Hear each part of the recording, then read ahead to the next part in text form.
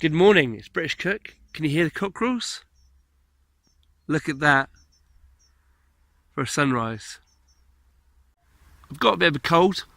I'm going to do a bit of a flashback, a film about making sausages, an English breakfast. So, should be good. Keep watching. English breakfast. Have a look at this.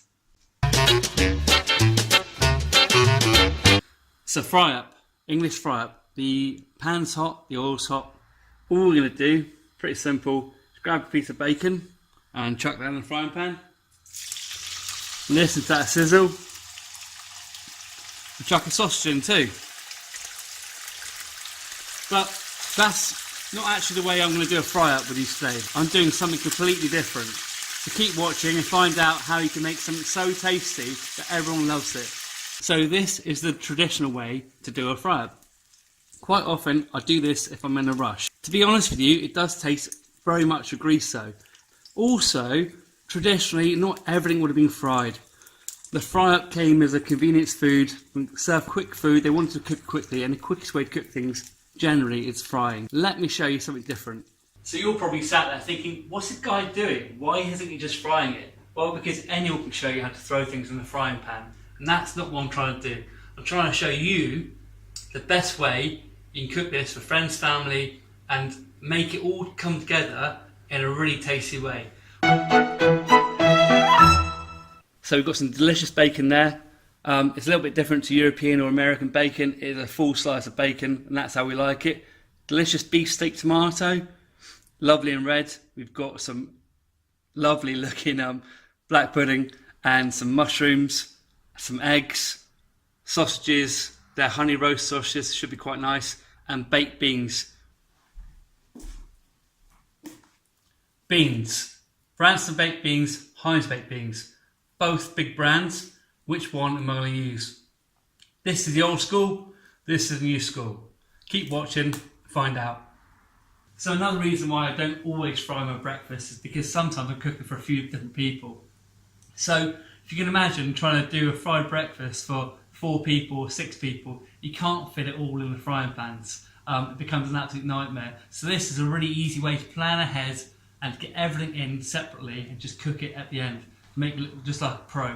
Originally, weddings were actually held in the mornings. They must have been held by 12 o'clock. So this is actually a meal which used to come from weddings in the Victorian times and before. It was a massive feast they used to eat in the morning before they all got drunk. So the first meal you would ever eat as man and wife, once you've been married, would be a wedding breakfast. How cool is that? And today, the English breakfast is known worldwide. Go to a hotel in Dubai, go to a hotel in Germany, go to a house in France. They'll know what an English breakfast is. It's meat, lots of grease, and lots of goodness. Can't really be an English fry up without a set of mushrooms. I'm sorry, I really can't. The mushrooms are missing, forget it. So they either quarter them, or I tend to just sort of quite thickly slice them like this. What we're going to be doing is quickly cooking them up with some butter, some salt and pepper. Simple as that, in their own juices, and they're going to be delicious. I cut mine this way. If you cut them into quarters, they're a little bit more moist. Butter. Hopefully by now you've all seen my butter making video. If you haven't, please go and watch it. It shows you how to make butter so quickly and so cheaply. It's amazing. Saves you a fortune. This butter isn't actually my butter, I'll be completely honest. I bought this today. It's from Royders, which is a local dairy down in Cornwall. A bit more in there.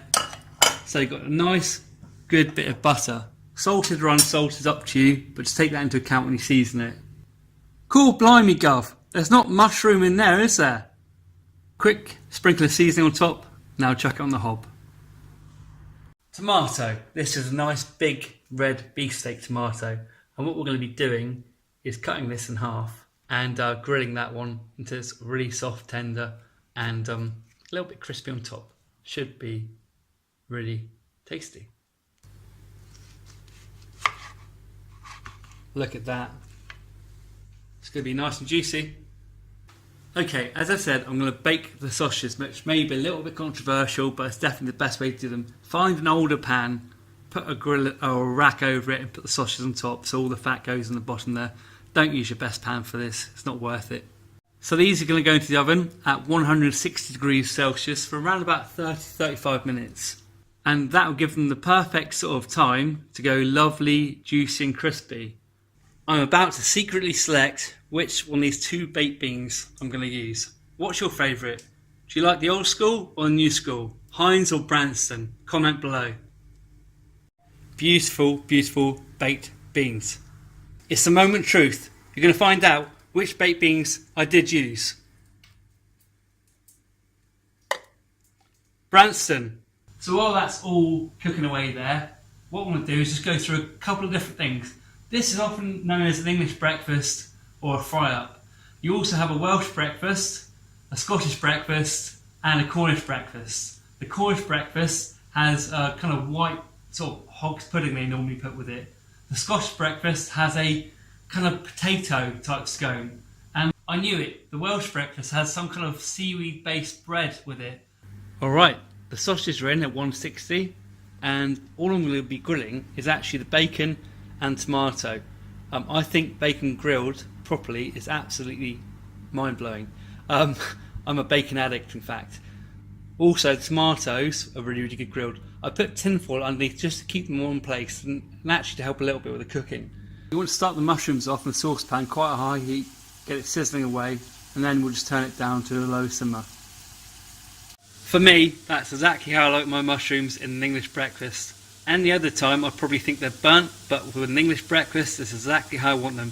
Nice and crispy, chewy, buttery, because they taste so good and go so well.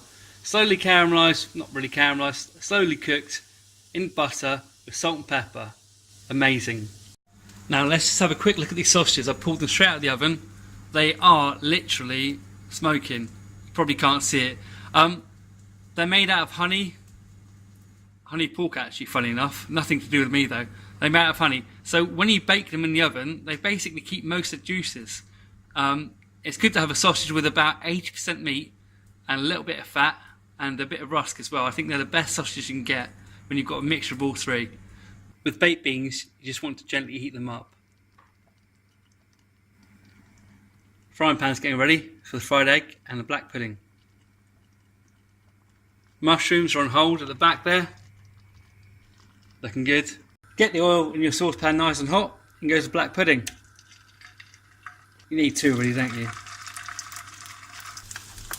Get your frying pan nice and hot just to finish off those pieces of black pudding. Get your egg ready. I've got some eggs here. Local shout out, local farm. Brilliant.